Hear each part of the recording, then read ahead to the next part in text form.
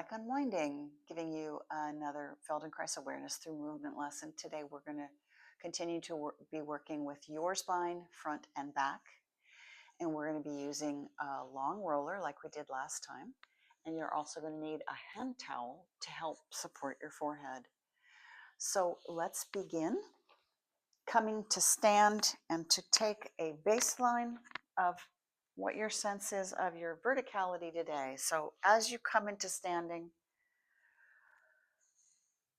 sensing your feet and begin to hover a very small amount to the left and a very small amount to the right, just barely moving right and left.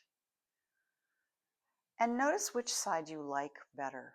Do you like to stand more on the left foot, or do you like to stand more on the right foot? Which feels more familiar? And or which makes you feel better? Which do you get taller on and which do you get shorter on? Can you tell the difference between the two sides? Great. Now also sense how close your arms are to your hip bones, your pelvis. And then begin to turn your head to the right as if you were scanning the horizon, and only go as far as is pleasurable. You're not looking for a stop or a limitation. You're only turning a little bit in that sweet place that's comfortable. Good. Please come and join me on your mat. You'll start by laying face down with your breastbone and your pubic bone on the roll. Nothing underneath your chin, and you'll have a rolled up towel under your forehead so that you have room for your nose so you can move easily. Your hands are on either side of your head. Your feet are comfortably wide with the tops of your feet on the floor. If that's uncomfortable for you, get another rolled up blanket to put under your ankles so you can be comfortable. So the first thing that we're going to do is we're just going to simply move the nose to the right and move the nose to the left. Just a tiny movement. The barest, minute beginning of a movement. A little bit right and a little bit left. Which side seems easier, more pleasant? And now, as you increase the turning a little bit, notice whether you're more aware of your nose going to the left or your head going to the right. Do you feel like you're backing up on the floor, away from the hand that you're turning towards? Can you feel how the weight is changing across your forearms and your hands?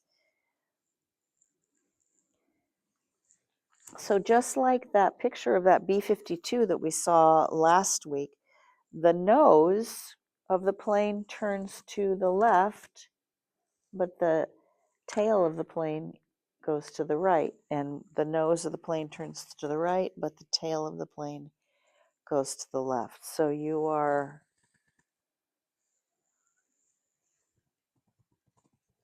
sensing three-dimensionality in your torso as you rotate your vertebra. Now, what else is moving? Do you feel your chest moving side to side over the roll, or your belly moving side to side over the roll?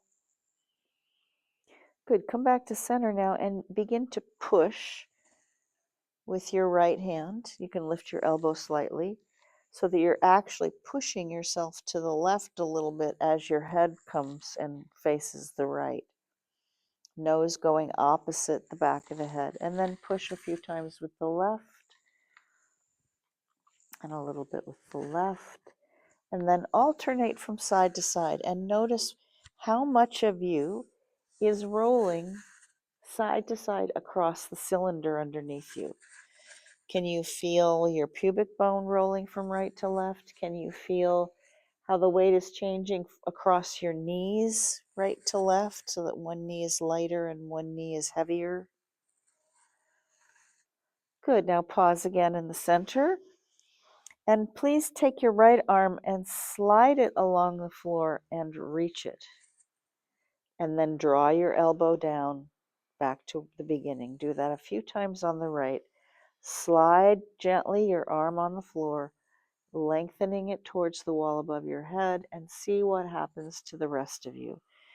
Make sure the movement doesn't cause your shoulder to tense or to hike up the floor. And then let's begin it on the left side differently. Think about moving the bones inside the skin without sliding on the floor. So you are progressing forward on the floor, but just as much as your skin allows. The bones are moving inside the skin. And now you can start to allow the left arm to slide gently up the floor and to come back down. Notice what direction your head turns. Does it turn towards the reaching arm or away from the reaching arm? And then start to alternate, reaching with the right arm and reaching with the left arm. Sensing how the knees are rolling side to side on the floor, how the feet might be rolling side to side on the floor, how the breastbone is rolling side to side on the floor, how the head is rolling side to side on the floor. Good. Pause in the middle and now roll your pelvis only to the right and to the left and to the right and to the left. As you continue to do that, which knee would you draw up the floor? Which knee would it make sense to start to bend? You'll figure it out yourself if you just pay attention to your primitive patterning. This is a very old lizard pattern. It's not a crawling pattern, it's a creeping pattern. It's called homolateral. So it's deeply embedded in your brain stem. So notice how when your head goes to the right, your right knee is free to slide up the floor a little bit. And when your head goes to the left, your left knee is free to slide up the floor a little bit. Good. Now keep with this pattern and ask yourself, which arm would I reach up with which knee? And just let yourself try both ways, or just follow your impulse. You're moving like a salamander on the floor where the same leg and arm reach on the same side. This is how you would creep or crawl up the floor if you were a lizard, moving your tail side to side. You're doing quite a bit of side bending. We talked about that in the first lesson. Notice how your waist is bending on the right. When you reach with your right knee and right arm, you get shorter on the right and longer on the left. Oh no, that's backwards actually. You get shorter on the left and longer on the right.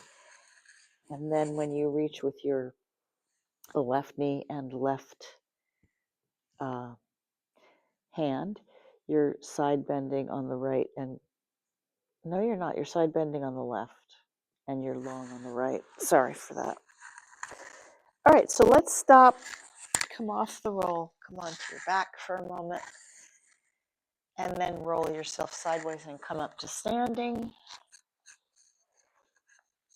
And let's take another baseline to sense how the lesson has affected you. I'm sure you'll feel quite a bit of difference after this lesson.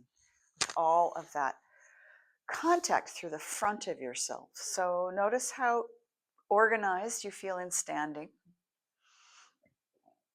Notice as you hover right and left whether you feel a difference in how your weight is transferred from your feet up to the top of your head. Notice the space between your arms and your pelvis. And then in center, begin to turn your head and notice the difference in the turning, the difference in your spine's ability to orchestrate the entire spine in the action of turning the head, rather than just jamming the movement into the vertebra of the neck. Great. So we will stop there and I will see you next time for more Your Spine Front and Back. Thanks for watching.